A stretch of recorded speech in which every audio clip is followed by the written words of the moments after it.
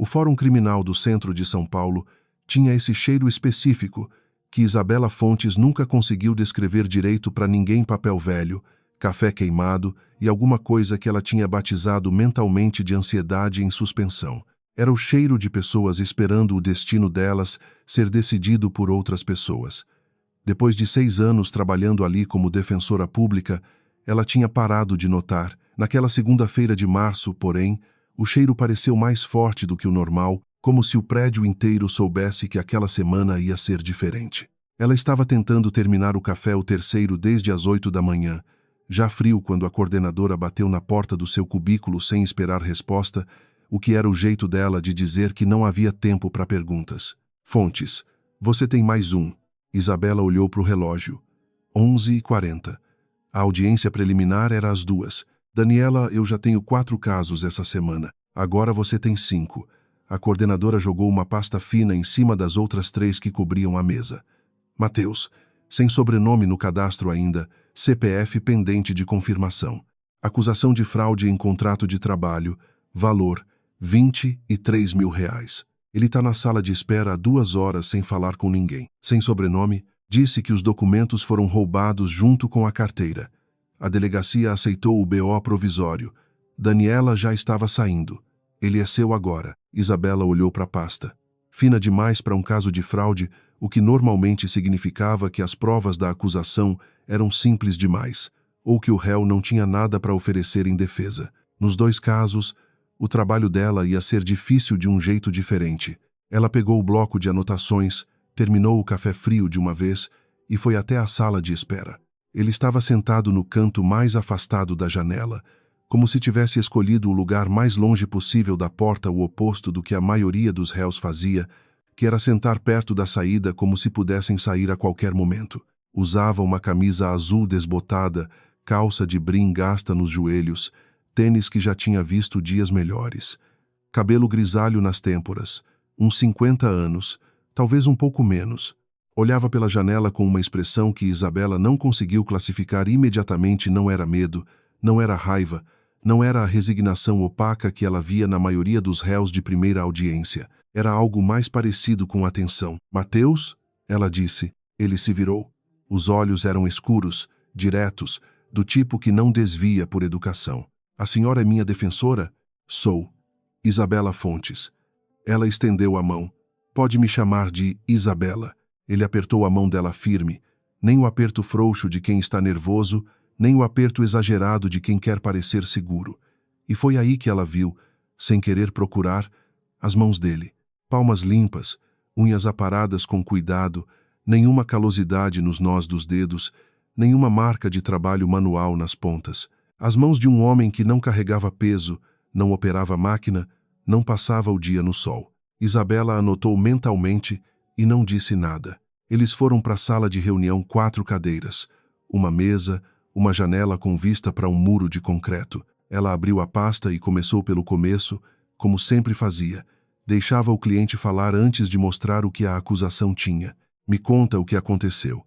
Com suas palavras do início, Mateus colocou as mãos sobre a mesa, aquelas mãos que não combinavam com a camisa desbotada, e começou a falar. A história era simples. Ele tinha trabalhado como prestador de serviços numa empresa pequena de manutenção predial, assinado um contrato por empreitada, recebido os primeiros 2 pagamentos, e no 3º mês, a empresa alegou que ele tinha subdeclarado horas trabalhadas e exigiu devolução dos valores. Quando ele recusou, eles registraram queixa por fraude. Era uma história que Isabela tinha ouvido em versões diferentes dezenas de vezes. O que não era comum era a forma como ele contou. O contrato que assinei tinha uma cláusula de ajuste retroativo no parágrafo 4, subitem C. Ele disse, com a naturalidade de quem lê esse tipo de documento com frequência. Essa cláusula é nula de pleno direito porque contraria o artigo 468 da CLT. Se a acusação se basear nessa cláusula, o caso cai. Isabela levantou os olhos do bloco. Você leu o artigo 468 da CLT? Li o contrato com atenção. Uma pausa curta. E pesquisei. Ela olhou para ele por um segundo a mais do que pretendia. Depois olhou para o bloco e escreveu: Artigo 468 confirmar. Pesquisou onde? Internet. biblioteca pública. Ele disse isso sem hesitação, mas também sem o detalhe extra que as pessoas normalmente jogam quando querem parecer convincentes. Só a resposta, seca. Isabela continuou.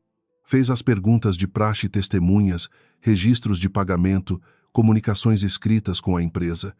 Ele tinha screenshots de mensagens, o que era bom. Não tinha o contrato original, que tinha sumido junto com os documentos roubados, o que era um problema. A empresa com certeza tinha uma cópia e ia usar. Quando ela fechou o bloco para anotar o que precisava solicitar ao cartório, ele falou: tem um erro no item 3 da denúncia. Isabela parou. Qual erro? A data que eles colocaram como início do contrato é dia 14 de agosto. Mas as mensagens mostram que o primeiro pagamento foi dia 2 de agosto. Se o contrato começou no dia 14, como eu já tinha recebido dia 2, ele disse isso no mesmo tom de antes, não era acusação, não era jactância. Era só uma observação de alguém que tinha lido o documento com muito mais cuidado do que a maioria dos réus lê qualquer coisa. Esse erro invalida a linha do tempo deles. Isabela abriu a pasta de novo, achou a cópia da denúncia e verificou. Ele estava certo. A discrepância estava lá, pequena o suficiente para passar despercebida numa leitura rápida, grande o suficiente para criar uma dúvida razoável na linha do tempo da acusação. Ela tinha quase deixado passar. Você tem razão, ela disse e escreveu. Depois olhou para ele. Mateus, você trabalhou antes com alguma coisa relacionada a direito? Não. A resposta veio um segundo depois da pergunta, não rápido demais, não devagar demais. Por quê? Curiosidade. Ela fechou o bloco. A gente se vê às 2. No corredor, antes de voltar para o cubículo, Isabela cruzou com Drá, Renata Assunção, na altura da escada. Renata era promotora há 12 anos. Tinha o tipo de postura que não se adquire em academia, era algo mais antigo, mais arraigado, construído no hábito de ser a pessoa mais preparada em qualquer sala que entrasse. Usava um blazer cinza chumbo que combinava de alguma forma com o próprio cabelo. Drá, Fontes. Renata sorriu o sorriso certo na medida certa. Você ficou com o caso Mateus, ouvi dizer. Acabei de sair da reunião com ele. Bom, Renata inclinou levemente a cabeça. Espero que você saiba o que está defendendo. Isabela sentiu o comentário assentar de um jeito específico, não como ameaça, como aviso. Ela interpretou como o desprezo habitual de alguns promotores pela defensoria pública, a ideia de que defender pessoas sem recurso era serviço de segunda categoria. Sempre sei, ela respondeu. Renata acenou com a cabeça, educada como sempre, e continuou descendo a escada. Isabela olhou para a pasta na mão. Pensou nas mãos de Mateus. Pensou no artigo 468 que ele tinha citado de memória, na discrepância de data que ela mesma tinha quase perdido. Desceu para o cubículo, abriu o computador e começou a trabalhar.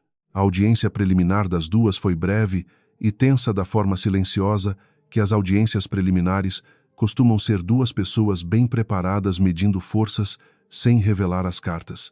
Renata apresentou o sumário da acusação com a precisão de quem não desperdiça uma palavra. Isabela levantou a questão da discrepância de datas e solicitou acesso ao contrato original retido pela empresa. O juiz Dr. Alencar, cabelo branco, expressão de alguém que já ouviu tudo e ainda assim presta atenção, deferiu a solicitação e marcou a próxima audiência para 2 semanas. Simples. Limpo. Sem surpresa. Mas quando Isabela voltou para o corredor depois da audiência, Mateus a esperava do lado de fora da sala, e ele disse uma coisa que ficou com ela pelo resto do dia. Você ia ganhar mesmo sem levantar a questão da data. Ela parou. O quê? A denúncia tem outro problema mais fundo, mas você achou o mais rápido primeiro. Ele disse isso olhando para frente, não para ela. É uma boa forma de trabalhar. Atacar o que aparece antes de procurar o que está escondido. Isabela ficou olhando para ele por um momento. Que outro problema? Ela perguntou. Ele finalmente virou a cabeça e olhou para ela. E por uma fração de segundo antes de ele responder, antes de qualquer coisa, ela teve a sensação estranha de que ele a estava reconhecendo de algum lugar. Não o reconhecimento de quem cruza com um rosto familiar na rua. Era outra coisa. Mais pesada. Você vai achar, ele disse. Você acha sempre. E foi embora pelo corredor sem explicar o que isso significava. A segunda reunião foi 3 dias depois, Numa quarta-feira que chovia desde a madrugada com aquela persistência específica de março em São Paulo, não a chuva que passa em meia hora e deixa o asfalto fumegando, mas a chuva que decide ficar, que encharca devagar, que faz todo mundo andar mais curvado do que o normal. Isabela chegou cedo. Tinha passado os 3 dias anteriores revisando cada linha da denúncia, cada documento que a acusação tinha protocolado, cada precedente que Renata poderia usar. Conhecia o caso melhor do que a maioria dos casos que tinha defendido nos últimos 2 anos, o que era, tecnicamente, desproporcional para uma fraude de R$ 23.000. Mas havia algo no caso que a incomodava de um jeito que ela não conseguia nomear ainda. Uma peça fora do lugar, mas ela ainda não sabia qual era. Mateus chegou exatamente no horário, molhado até os ombros, sem guarda-chuva. "Você não tem um guarda-chuva?" ela disse, antes de se dar conta de que não era uma pergunta relevante. "Tenho", ele respondeu, entrando e sacudindo levemente a água do cabelo. "Deixei em casa." "Por quê?" Ele deu de ombros. "Esqueci que ia chover." Isabela olhou para ele, o homem que tinha citado o artigo de CLT de memória, que tinha encontrado a discrepância de data antes dela, que falava de processo judicial como se tivesse crescido dentro de um fórum, e achou curioso que esse mesmo homem não tivesse checado a previsão do tempo antes de sair de casa. Sentaram.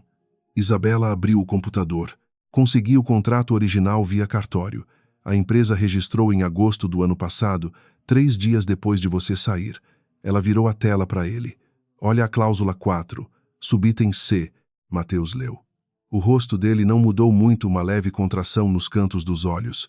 O tipo de reação de quem estava confirmando algo que já esperava, não descobrindo algo novo. "Eu que o pensei", ele disse. "A cláusula é abusiva e provavelmente nula.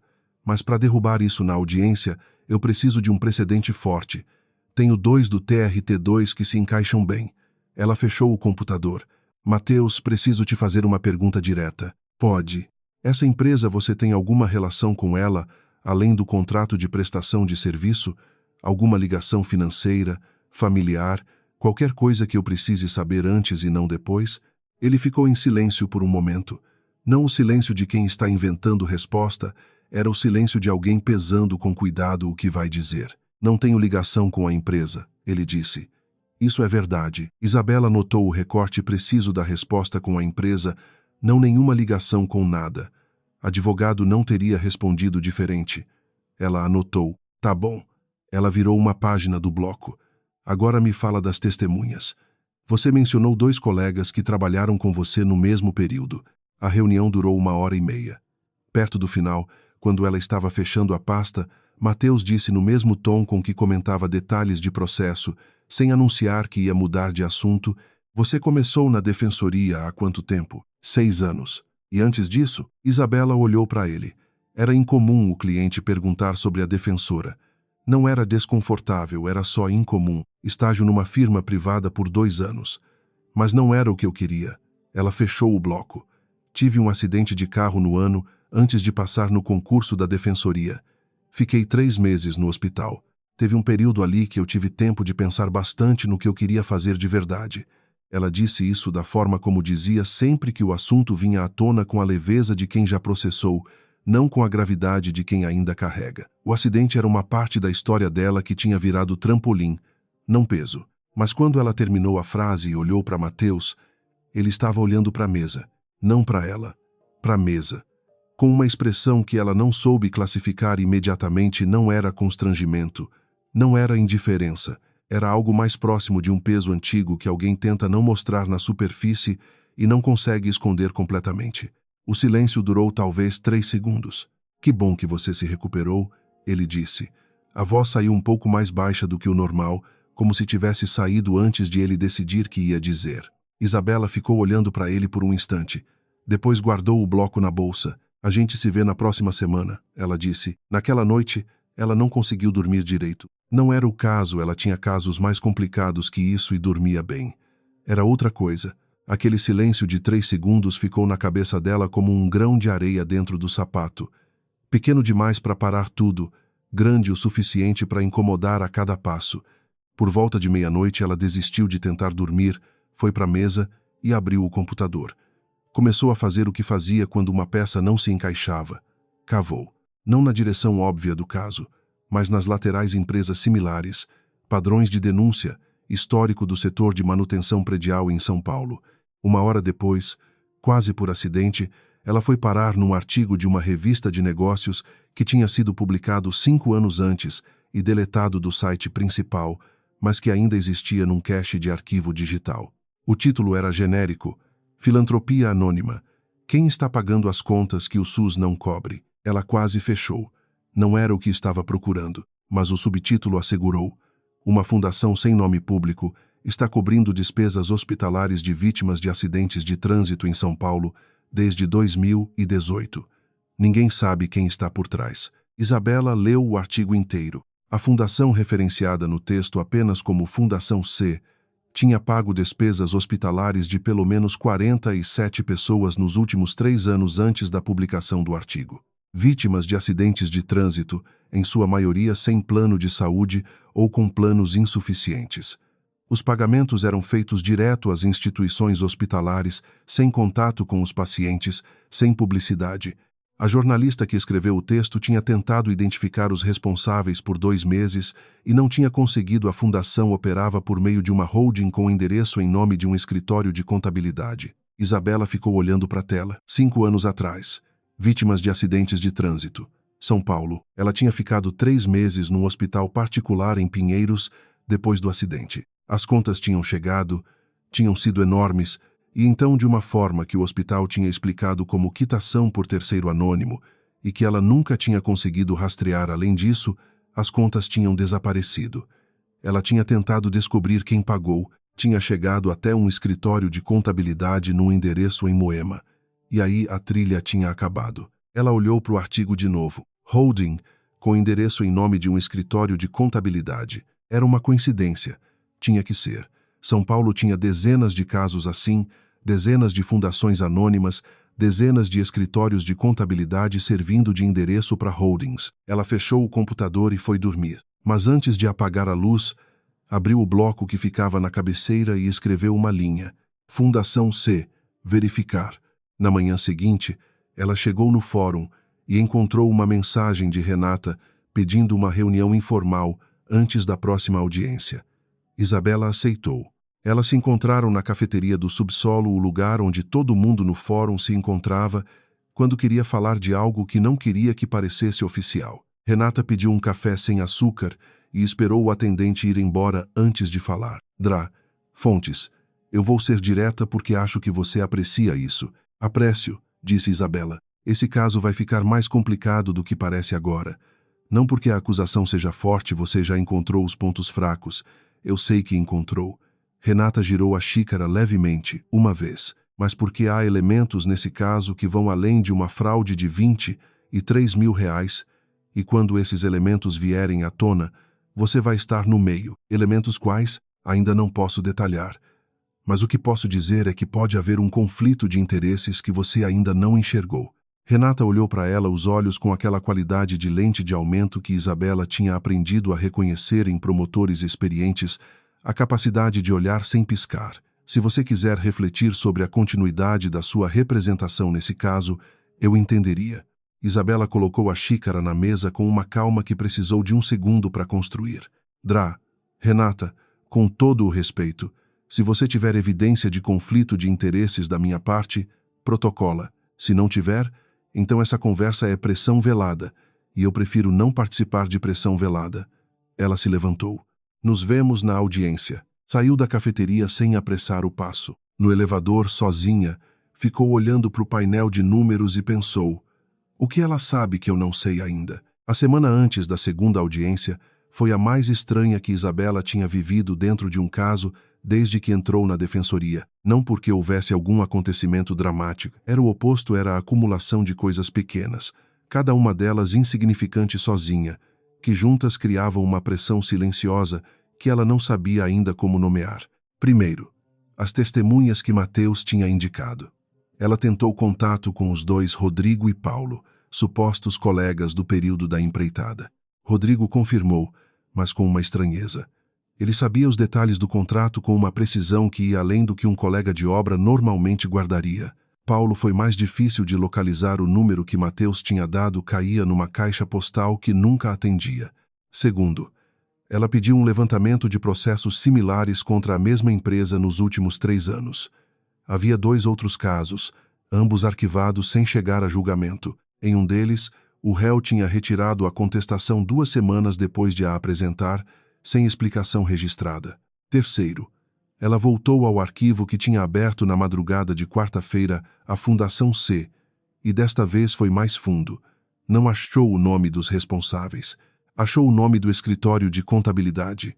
Anotou. Não sabia ainda o que ia fazer com aquela informação. A reunião de quarta era para revisar o depoimento de Mateus antes da audiência. Eles usaram a mesma sala de sempre, 4 cadeiras, mesa, janela para o muro de concreto, café que ela tinha trazido num copo descartável porque a máquina do andar tinha quebrado de novo. Mateus chegou com uma pasta fina debaixo do braço. Isso era novo nas reuniões anteriores, ele não trazia nada. O que é isso? Ela perguntou. Impressões das mensagens com a empresa. Com timestamps visíveis. Ele colocou a pasta na mesa. Achei que ia ajudar na linha do tempo. Isabela abriu. Estava certo, as capturas de tela tinham sido refeitas de forma que os metadados de data e hora ficassem visíveis no rodapé. Era exatamente o que ela teria pedido a ele para fazer. Ela só ainda não tinha pedido. Você sabia que eu ia pedir isso? Ela disse. Não era uma pergunta. Pareceu lógico. Ele respondeu. Ela ficou olhando para a pasta por um segundo. Depois fechou e começou a reunião. Eles passaram a primeira meia hora revisando o depoimento, o que ele diria, em que ordem, como lidar com as perguntas de Renata que com certeza viriam em diagonal, nunca direto no ponto. Mateus respondia às simulações com uma compostura que continuava a destoar. Não era nervosismo controlado, que era o que ela via na maioria dos réus treinados. Era calma natural, quase profissional. Perto da metade da reunião, quando ela virou para anotar algo no bloco, ele falou, posso te contar uma coisa que não está nos autos? Ela virou, pode. Dependendo do que for, pode ser que eu precise registrar. Não precisa registrar. Ele colocou as mãos sobre a mesa, uma sobre a outra. Tenho um irmão mais novo. Tinha. Uma pausa pequena, limpa. O nome dele era Gabriel. Isabela ficou quieta. Quando um cliente começava assim, ela tinha aprendido a não falar. Gabriel trabalhou numa empresa de logística aqui em São Paulo por 4 anos.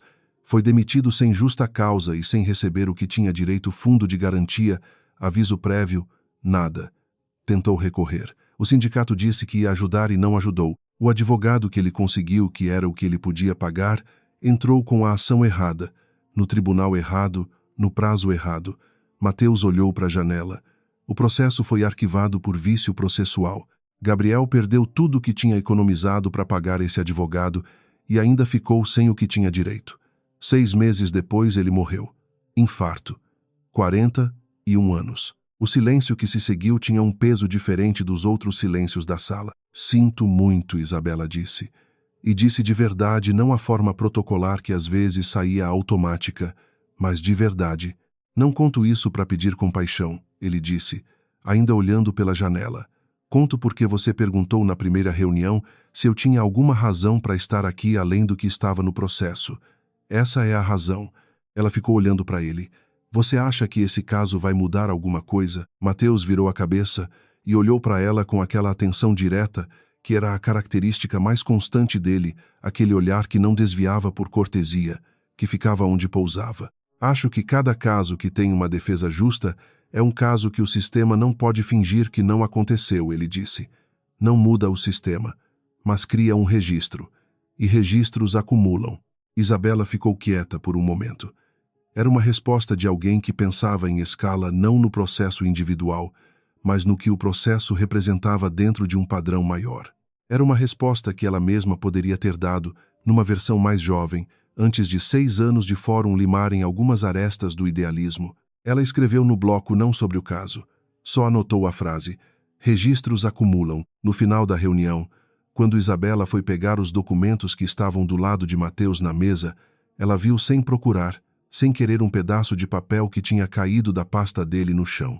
Ela se abaixou para pegar para devolver, e ao fazer isso, viu o que estava escrito. Eram números. Uma sequência que parecia um número de conta bancária, agência, conta, dígito verificador, Ela devolveu o papel sem ler completo, mas alguma coisa nos primeiros dígitos ficou com ela, grudada na memória com aquela arbitrariedade irritante que a memória às vezes tem. Ela não entendeu por que aqueles números pareciam familiares. Só mais tarde, já em casa, olhando para o teto do quarto antes de dormir, ela entendeu. Os primeiros dígitos eram iguais aos da conta bancária do hospital. A conta para a qual o pagamento anônimo das suas despesas hospitalares tinha sido feito. 5 anos atrás ela tinha esse número memorizado porque tinha passado meses tentando rastreá-lo. Ela ficou deitada sem se mover por um longo tempo. Era uma coincidência. Tinha que ser uma coincidência, ela tinha visto o papel por 2 segundos, estava cansada, estava projetando, mas ela abriu o bloco da cabeceira e escreveu os dígitos que tinha memorizado. Depois escreveu os dígitos do hospital embaixo. Eram os mesmos. Na manhã da segunda audiência, Renata protocolou um aditivo à denúncia original dentro do prazo, dentro da forma, impecável em termos de processo. O aditivo trazia um novo documento. Um extrato de comunicações internas da empresa, que supostamente mostrava Mateus combinando com um terceiro não identificado a subdeclaração das horas. O documento era técnico, bem construído e chegava num momento calculado para dar pouco tempo à defesa de responder. Isabela leu o aditivo em pé, no corredor, 10 minutos antes de a audiência começar. Mateus chegou e ficou ao lado dela, lendo por cima do ombro. Ela notou que ele estava lendo na mesma velocidade que ela, rápido, saltando os trechos burocráticos, fixando nos substantivos. Esse extrato, ele disse, com a voz baixa. O cabeçalho tem o logo da empresa, mas o metadado de criação do arquivo é de 3 semanas atrás. Isabela virou a cabeça e olhou para ele. Como você sabe disso só olhando o impresso? Ele piscou o único sinal de que a pergunta o tinha alcançado num lugar que ele não esperava. Conheço esse tipo de documento. Da época em que trabalhava. Trabalhava onde, Mateus? Ele olhou para frente. Manutenção predial, ele disse. Como está no processo? A audiência começou 30 segundos depois. Isabela entrou na sala carregando o aditivo numa mão e, na outra, a sensação crescente de que estava defendendo alguém que sabia muito mais do que estava dizendo e que esse alguém, por razões que ela ainda não entendia, havia escolhido não dizer. A segunda audiência terminou sem vencedor claro, que era exatamente o que Renata queria. Cada empate processual dava a ela mais tempo, e tempo era o recurso que a acusação tinha e a defesa não tinha quando o réu não podia arcar com o custo de um processo longo. O juiz Alencar pediu que ambas as partes apresentassem memoriais escritos em 10 dias. Isso dava a Isabela 10 dias para montar o argumento final. Ela usou os primeiros 7 normalmente. Pesquisa, precedentes, organização. No 8º dia, às 22 horas, ela ligou para o Lucas. Lucas Marinho trabalhava na secretaria do cartório criminal há 8 anos. Era eficiente, discreto e devia a Isabela um favor que datava de 3 anos atrás. Ela tinha intercedido por ele numa situação burocrática que poderia ter custado o emprego dele. Nunca tinham falado sobre o favor desde então. Quando ela ligou, ele atendeu no segundo toque. Lucas, preciso de um acesso a uma consulta de histórico societário fora do protocolo normal. Não é para processo, é para verificar uma informação antes de decidir se protocolo ou não. Um silêncio. Que tipo de consulta? Histórico de participação societária vinculado a um número de conta que tenho. Só o nome do titular da conta de origem. Outro silêncio. Mais longo. Isabela, isso é fora do procedimento. Eu sei. Ela ficou quieta um momento. Eu sei, Lucas. E se você não puder, eu entendo. Silêncio de novo. Depois me manda o número. Ela mandou. Esperou 40 minutos, com o computador aberto na mesma página há 20 minutos, sem ler nada. Quando o celular vibrou com a resposta de Lucas, ela ficou olhando para a mensagem por 10 segundos antes de abrir. A conta estava vinculada a uma holding. A holding era de propriedade de uma fundação. A fundação se chamava Fundação Cavalcante. O presidente da Fundação Cavalcante era Mateus Henrique Cavalcante. Ela ficou sentada na mesa por um tempo que não soube medir. Depois fechou o computador, foi até a cozinha, ficou parada na frente da geladeira fechada, voltou para a mesa, abriu o computador de novo. Fundação Cavalcante. Ela pesquisou. Era real, existia há 7 anos, operava em São Paulo e em mais 3 estados, atuava em acesso à justiça, saúde preventiva em comunidades, E lá estava a cobertura de despesas hospitalares para vítimas de acidentes de trânsito sem cobertura suficiente. Havia uma foto na página institucional, um evento de 2021, inauguração de um escritório de assistência jurídica no Capão Redondo. E no canto direito da foto, meio de lado, quase cortado pelo enquadramento, um homem de terno escuro com cabelo grisalho nas têmporas e aqueles olhos escuros, diretos, que não desviavam por educação. Isabela olhou para a foto por um longo tempo. Depois pegou o celular e mandou uma mensagem. Preciso te encontrar amanhã de manhã, antes da audiência. É importante. A resposta veio 40 segundos depois. Às 8. Sala de reunião do segundo andar. Ele chegou às 8 em ponto. Ela já estava lá. Ela não tinha imprimido nada, não tinha aberto nenhum documento na mesa. Só estava sentada com as mãos cruzadas sobre o bloco fechado, esperando. Mateus entrou, viu a expressão dela e parou antes de sentar. Você sabe, ele disse. Não era uma pergunta. Mateus Henrique Cavalcante, ela disse. Presidente da Fundação Cavalcante. A fundação que, entre outras coisas, pagou os meus meses de internação num hospital particular em Pinheiros há 5 anos, depois que um caminhão passou o sinal vermelho e bateu no meu carro na Marginal. Ele ficou parado. Depois puxou a cadeira e sentou não com a rapidez de quem está evitando, mas com a lentidão de alguém que sabe que chegou a hora de parar de evitar. Sim, ele disse. Isabela sentiu o sim assentar no peito dela de um jeito que não era surpresa, ela já sabia. Ela mesma tinha descoberto, mas que ainda assim teve peso próprio. Confirmação e descoberta são coisas diferentes. A descoberta ela tinha tido sozinha, às 11 da noite, olhando para a tela. A confirmação era outra coisa. Era ele, na frente dela, dizendo sim sem rodeio. Por que você está aqui? Ela disse. E não me dê a versão do contrato de manutenção. Ele colocou as mãos sobre a mesa, aquelas mãos sem calosidade, sem marca de trabalho manual, as mãos que ela tinha notado no primeiro dia. O meu irmão Gabriel, ele começou. Não é só uma história que te contei para criar contexto. É o motivo de tudo. Ele falou devagar, com a precisão de alguém que organizou aquelas palavras muitas vezes na cabeça antes de dizer em voz alta. Depois que Gabriel morreu, eu passei 2 anos tentando entender como o sistema tinha deixado aquilo acontecer. Não como tragédia pessoal, eu já sabia disso. Como falha estrutural. Fiz o que sei fazer. Pesquisei, contratei analistas, mapeei casos similares. Uma pausa. Encontrei um padrão. Não é que não haja leis que protegem trabalhadores como Gabriel. É que quando chega na prática, no fórum, na audiência, no momento em que a pessoa sem recurso precisa de representação, o sistema funciona de um jeito que favorece quem tem mais a gastar no processo. E isso é difícil de provar de fora. Então você entrou por dentro, disse Isabela. Quis criar um caso real, com documentação real, que pudesse ser usado como base para um projeto de lei que estou financiando que exige padrão mínimo de qualidade na Defensoria Pública e cria mecanismo de supervisão independente. Ele a olhou. Não é um truque para ganhar o processo. O processo vai chegar onde vai chegar. O que eu precisava era de documentação de como o sistema lida com um réu sem recurso visível, com uma acusação bem montada do outro lado. E você precisava de uma defensora que não te conhecesse, disse Isabela, que não soubesse quem você era, que não te tratasse diferente, que fosse boa o suficiente para tornar a defesa justa, ele disse, e que não devesse favores a ninguém dentro do sistema, exceto a você, ela disse. A voz saiu mais fria do que ela tinha planejado e não era falso, não era postura, era o que estava sentindo.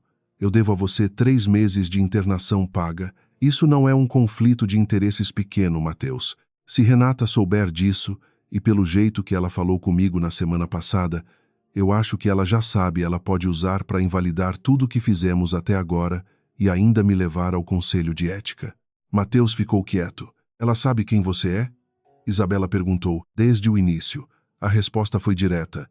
Renata tem conexão com uma empresa concorrente da minha fundação concorrente num edital do governo federal para assistência jurídica em comunidades. Se o meu projeto de lei passar, a fundação dela perde o edital. Ela quer me desacreditar antes que o projeto entre em votação. Esse processo é o instrumento. Isabela ficou olhando para ele por um momento. Você entrou num processo judicial para criar documentação de reforma do sistema.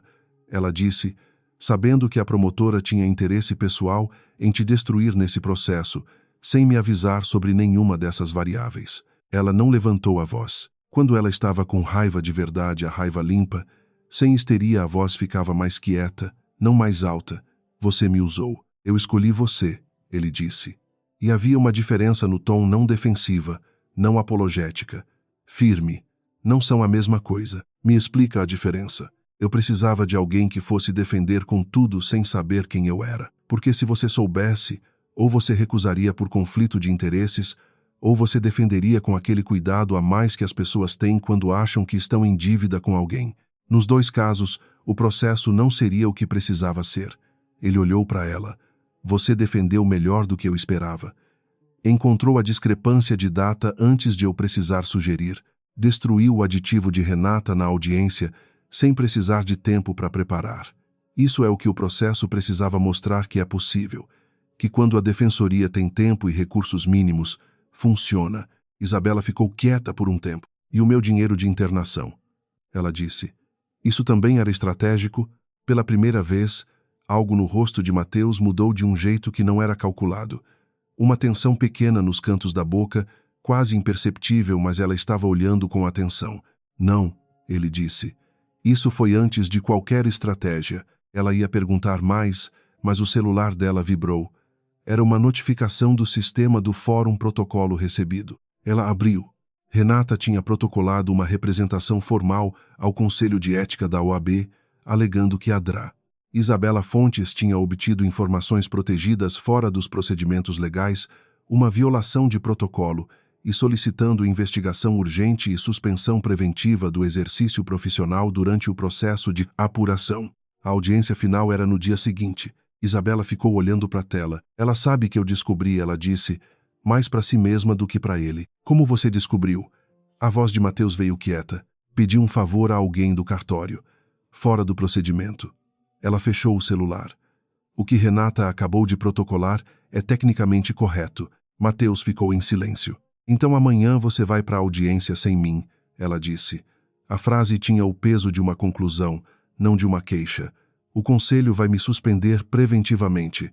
Você vai precisar de outro defensor. Isabela. Não. Ela se levantou, pegou o bloco. Eu preciso pensar. Você fica aqui. Saiu da sala e fechou a porta. No corredor, parada com as costas contra a parede de concreto, ela ficou respirando por um momento, não com a respiração lenta de quem tenta se acalmar, mas com a respiração de quem está inventariando os danos antes de decidir o próximo passo. O conselho ia suspender. Isso era certo. Renata era tecnicamente correta e o conselho não podia ignorar uma representação formal. Mas Renata também tinha um conflito de interesse que nunca tinha sido declarado. E isso também era tecnicamente verificável. Isabela olhou para o bloco. Abriu. Escreveu 3 palavras. Cota societária. Edital. E voltou para a sala. O fórum criminal às 7h30 da manhã tinha uma qualidade de bastidor que sumia às 9h, gente de terno apressada com café na mão, seguranças trocando turno, as luzes do corredor ainda naquele tom amarelado de antes de o sol entrar pelas janelas altas. Era o horário em que as coisas aconteciam antes de acontecer formalmente. Isabela chegou às 7h20. Renata já estava lá. Elas se encontraram no corredor do 2º andar, perto das salas de reunião, num daqueles encontros que acontecem quando 2 pessoas sabem que vão se encontrar e não fingem surpresa. DRA. Fontes. Renata tinha o café na mão, o blazer perfeito, a expressão de quem dormiu bem e não tinha motivo para não ter dormido. Recebi uma notificação de que o conselho vai te contatar hoje pela manhã. Recebi também, disse Isabela. Lamento que tenha chegado a esse ponto. Lamento igualmente. Isabela parou a 2 metros dela. Mas já que chegou, achei que você merecia saber que também protocolei uma solicitação ao conselho. A respeito de você, Renata inclinou levemente a cabeça. O sorriso não sumiu, diminuiu, que é diferente. A respeito de mim, você tem participação societária por meio de um fundo de investimento no nome do seu marido, numa empresa chamada Assistência Jurídica Integrada Ltda. Isabela disse o nome da empresa no tom exato em que diria qualquer nome num documento sem ênfase, sem dramatismo. Essa empresa concorre diretamente com a Fundação Cavalcante num edital federal de assistência jurídica comunitária, com prazo de adjudicação em 60 dias. Você conduziu um processo criminal contra o presidente da Fundação Cavalcante sem declarar esse conflito de interesse ao juízo. Uma pausa. Isso é uma violação do artigo 254 do Código de Processo Penal e também é, convenientemente, o tipo de coisa que o Conselho gosta de saber. O sorriso de Renata ficou mais quieto.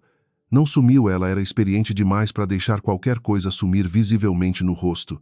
Mas os olhos mudaram de temperatura. Onde você achou isso? A voz saiu mais baixa, não mais alta. Registro Público. JUSESP e Receita Federal. Isabela cruzou os braços levemente. Demorou, mas é público. Isso não invalida a representação contra você. Não. Mas cria um contexto que o juiz Alencar vai achar muito interessante quando eu pedir que ele examine a condução do processo pelos últimos 30 dias. Isabela fez uma pausa. Renata, você é boa. De verdade, você é provavelmente a melhor promotora com quem já trabalhei nesse fórum. E eu acho que você sabe que o que você fez aqui não foi o seu trabalho melhor. Foi o seu trabalho a serviço de outra coisa. Renata ficou olhando para ela.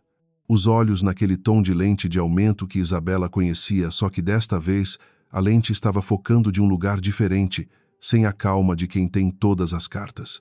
Você não vai ganhar essa audiência, disse Renata. Não era ameaça. Era a análise. Talvez não, disse Isabela. Mas você também não vai ganhar da forma que planejou. Um silêncio. Renata tomou um gole do café, devagar, com a calma que pessoas treinadas usam quando precisam de um segundo para reorganizar.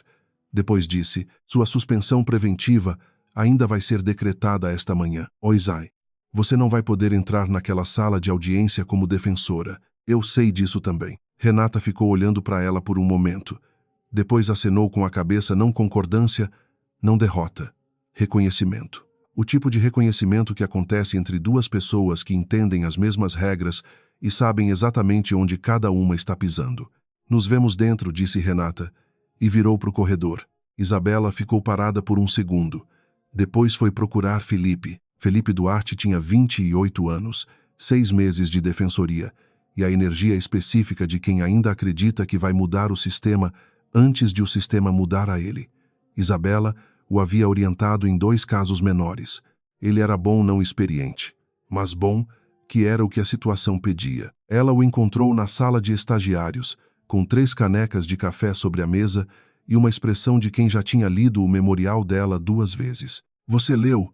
Ela perguntou. 2 vezes. Ele se levantou.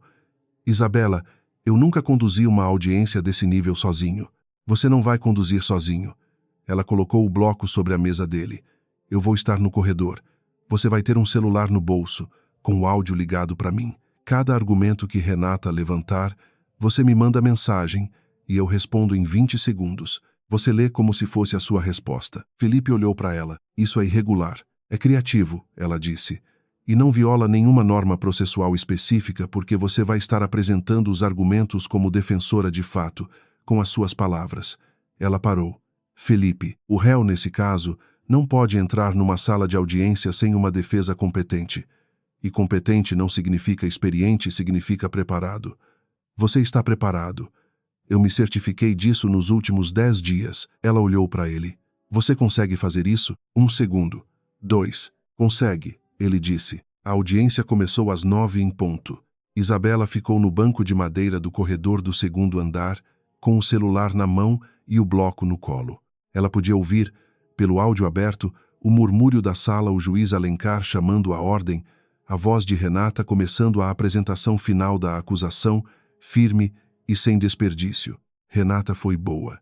Isabela tinha que admitir isso enquanto ouvia a construção do argumento era sólida. Cada ponto apoiando o seguinte, o documento fabricado apresentado com uma confiança que fazia a fabricação parecer menos importante do que a narrativa em volta dele. Quando Felipe se levantou para defender, ela sentiu a diferença de 1 segundo. A voz dele era mais nova, mais alta do que o necessário. Ela mandou mensagem. Respira. Mais devagar. Você sabe o que está fazendo. Ela ouviu piscar, ele estava de costas para a porta, mas ela enxergava o reflexo na janela lateral e a voz dele assentou. Ele atacou a linha do tempo. Ele questionou a cadeia de custódia do documento aditivado. Ele apresentou os 2 precedentes do TRT2. A cada pergunta de Renata, A mensagem chegava no celular dele e ele incorporava a resposta com uma naturalidade que foi crescendo com o tempo, como o músculo que encontra o ritmo depois dos primeiros minutos. No momento do depoimento de Mateus, Isabela ficou imóvel. Ela ouvia a voz dele pelo áudio, aquela voz com a calma que não era a postura, que era alguma coisa mais profunda.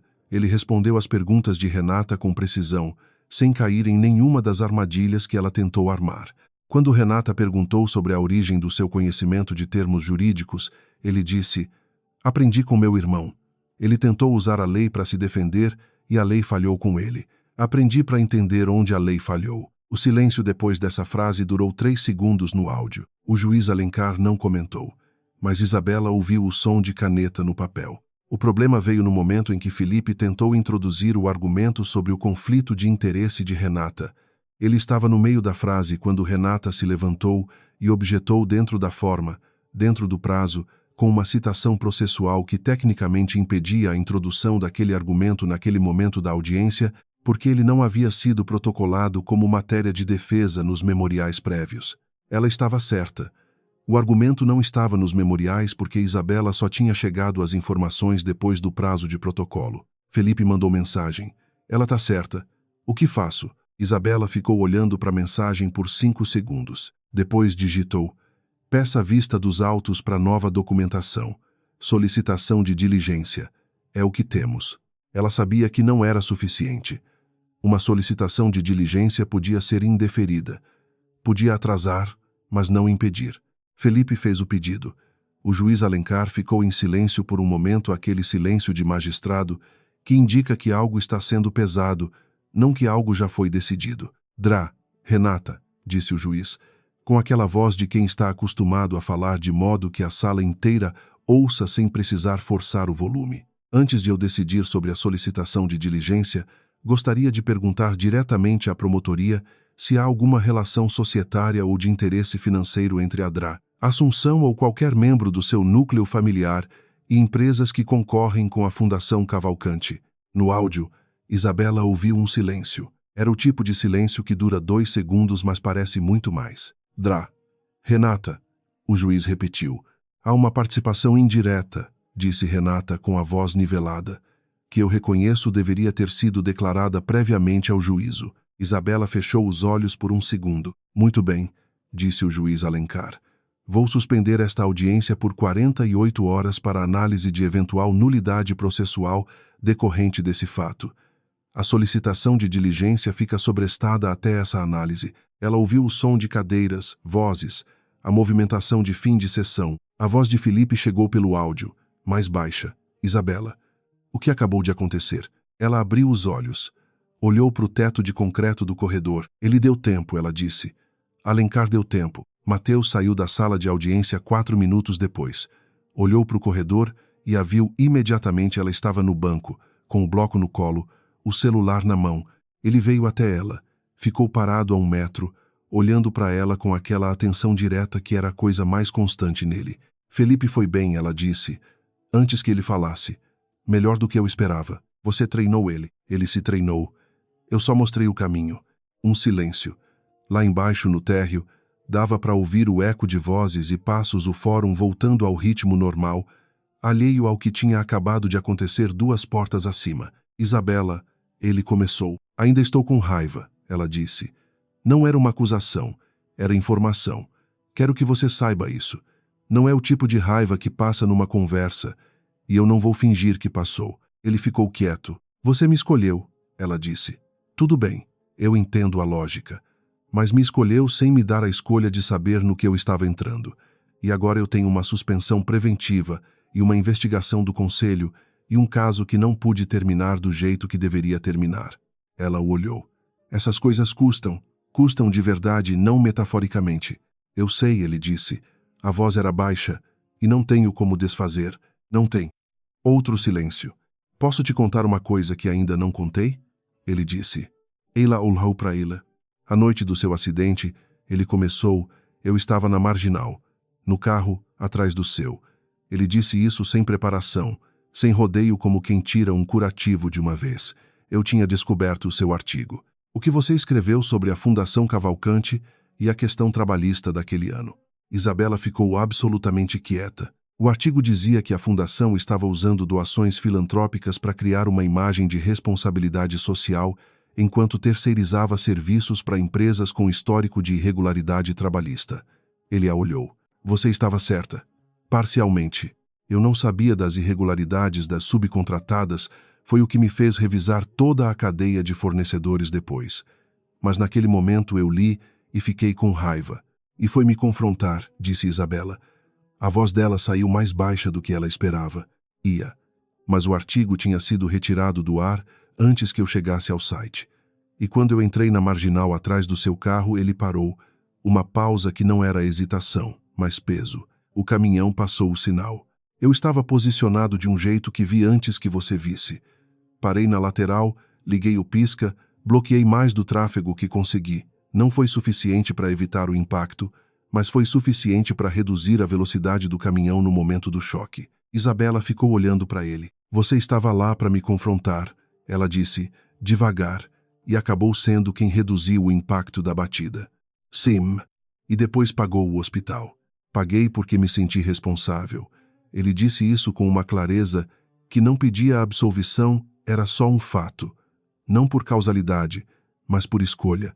Eu estava naquele lugar por causa de você, mesmo que por razões que eu precisaria ter revisto antes de agir. E quando saí do carro depois da batida e vi, eu precisei fazer alguma coisa. Isabela ficou em silêncio por um longo momento. Isso era o que faltava. A última peça que ela não tinha conseguido encaixar não era só que ele tinha pago, era que ele tinha estado lá, que a história dos dois tinha começado com ele, a seguindo por um motivo que ambos teriam julgado ruim, e tinha se transformado em algo completamente diferente por causa de um caminhão e de uma escolha feita em segundos. Você foi me confrontar por causa de um artigo que eu tinha escrito, ela disse. Sim, e o artigo estava parcialmente certo. Sim, e depois daquilo você reformulou sua cadeia de fornecedores. Completamente. Levou 8 meses. Demitiram 3 diretores. Ele a olhou. Então, tecnicamente, o artigo que quase me fez confrontar você foi o que forçou a fundação a fazer o que deveria ter feito antes. Isabela ficou olhando para ele por um momento. E então, sem planejar, sem decidir que ia fazer isso, ela soltou um som que era meio riso e meio outra coisa que ela não soube nomear direito. Um som que vinha do lugar onde a raiva e o absurdo se encontram e ficam olhando um para o outro sem saber o que fazer. Isso é ridículo, ela disse. É. Ele concordou. E havia na voz dele, pela primeira vez em todas as semanas que ela o conhecia, algo que era próximo de alívio. Não alegria, alívio. O alívio de alguém que carregou uma coisa por um tempo muito longo e finalmente a colocou no chão. Eles ficaram em silêncio por um momento, não o silêncio de antes, pesado de coisas não ditas.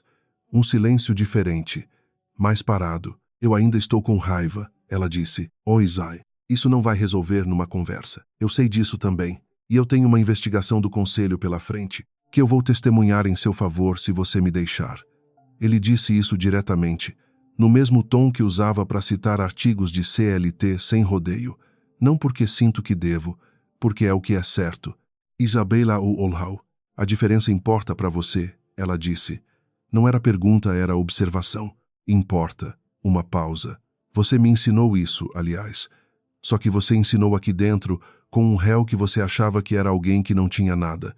Você defendeu como se valesse tudo. Isso é, ele parou um segundo. Isso é mais raro do que você acha. Isabela ficou olhando para ele por um momento. Ela ainda estava com raiva. Isso era verdade. E também era verdade que a raiva estava dividindo espaço, naquele corredor, com outra coisa que ela ainda não tinha nome para dar. Não era gratidão, ela tinha decidido anos atrás que não ia organizar a vida em torno de dívidas de gratidão. Não era perdão, era cedo demais para isso. E apressar perdão era uma forma de desonestidade que ela não tolerava em si mesma. Era algo mais parecido com reconhecimento. A sensação de que a pessoa à sua frente era real de um jeito que levava tempo para encontrar, com defeitos específicos, com razões específicas, com um histórico que ela agora conhecia e que era confuso e humano e não se encaixava em nenhuma categoria simples. Eu preciso trabalhar, ela disse finalmente. Tenho uma resposta ao conselho para escrever. Isai. E você tem um processo que ainda não acabou. Eu sei isso também. Ela pegou o bloco. Deu um passo para o corredor. Mateus. Ela, a Olhau. A Fundação Cavalcante ainda tem irregularidades nas subcontratadas do setor sul? Ela perguntou. Ele piscou. Não. Foram corrigidas em 2021. Bom, ela virou para o corredor. Porque se tiver, eu escrevo outro artigo. Ela ouviu antes de virar a esquina do corredor o som que ele fez. Não era riso exatamente. Era o som de alguém que acabou de entender que o encontrou, afinal, exatamente onde estava. As 48 horas que o juiz Alencar pediu viraram 72 por conta de uma análise mais extensa dos documentos. No terceiro dia, ele emitiu um despacho anulando os últimos 2 aditivos da acusação por comprometimento da imparcialidade processual. A participação societária de Renata tinha sido confirmada via Receita Federal e considerada relevante o suficiente para contaminar os atos processuais do período. A audiência final aconteceu 5 dias depois, com uma promotora substituta. Sem o alicerce dos aditivos anulados, a acusação ficou com a denúncia original, e a denúncia original tinha a discrepância de data que Isabela tinha identificado na primeira semana e a cláusula abusiva que caía no artigo 468 da CLT e os precedentes do TRT2 que Felipe apresentou com uma segurança diferente da primeira vez, a voz no tom certo, o argumento na ordem certa. Mateus foi absolvido por ausência de provas suficientes. O juiz Alencar não fez discurso. Leu o dispositivo, deu a palavra às partes para o registro, encerrou a sessão. Era um fórum criminal de São Paulo, não havia espaço para dramatismo, mas quando a sala foi sendo esvaziada, o juiz chamou Felipe antes de ele sair. Drá. Fontes ficou no corredor, disse Alencar, com a voz baixa de quem está falando fora do registro oficial. Que fique registrado que o juiz observou isso e não considerou inadequado, dadas as circunstâncias. O resultado foi justo. Uma pausa. Diga isso a ela. Felipe saiu e foi direto ao corredor. Isabela não estava mais lá, tinha ido embora depois de receber a mensagem de Felipe com a sentença. Mas ele mandou a mensagem do juiz por escrito, e ela leu sentada num banco da Praça da Sé, com o sol de fim de tarde entrando torto entre os prédios. Ela ficou com o celular na mão por um momento. Depois guardou. A investigação do Conselho de Ética da OAB durou 22 dias. Isabela apresentou sua defesa por escrito, documentando o contexto completo, a representação de Renata, o conflito de interesse da promotora e a circunstância em que obteve a informação que usou um favor pessoal fora do protocolo, mas sem utilização dos dados em nenhum ato processual formal. Mateus testemunhou voluntariamente. Confirmou que não havia relação prévia conhecida por ele com a defensora no momento da designação do caso e que o pagamento hospitalar havia sido feito por protocolo anônimo da Fundação, sem comunicação direta com a paciente, o que era verificável nos registros do hospital. No 22º dia, o Conselho emitiu a decisão. Arquivamento da representação por ausência de dolo e ausência de utilização processual das informações obtidas, com advertência formal registrada. Advertência, não suspensão, não cassação. Isabela leu a decisão 3 vezes, sentada na mesa do cubículo, com o mesmo café frio da manhã ao lado. Depois fechou o documento, abriu o caso seguinte na fila, uma mulher de 52 anos acusada de estelionato por uma questão de crédito consignado, e começou a ler. O projeto de lei que a Fundação Cavalcante vinha financiando foi apresentado ao Congresso 40 dias depois do fim do processo. O texto propunha padrão mínimo de formação e carga de processos para defensores públicos, mecanismo de supervisão independente e possibilidade de auditoria externa dos processos de defensoria a pedido do réu. Numa entrevista a uma rádio de São Paulo que Isabela ouviu no carro num sábado de manhã, indo ao mercado, o apresentador perguntou a Mateus Cavalcante o que tinha motivado a proposta naquele momento específico. Ele disse: um processo criminal de R$23 mil num fórum do centro de São Paulo, e uma defensora que fez o trabalho como se valesse tudo. O apresentador perguntou o nome da defensora. Ela prefere que eu não diga, Mateus respondeu, e eu aprendi a respeitar isso. Isabela parou no sinal vermelho da Avenida Paulista e ficou olhando para o para-brisa por um segundo. Depois o sinal abriu, e ela foi.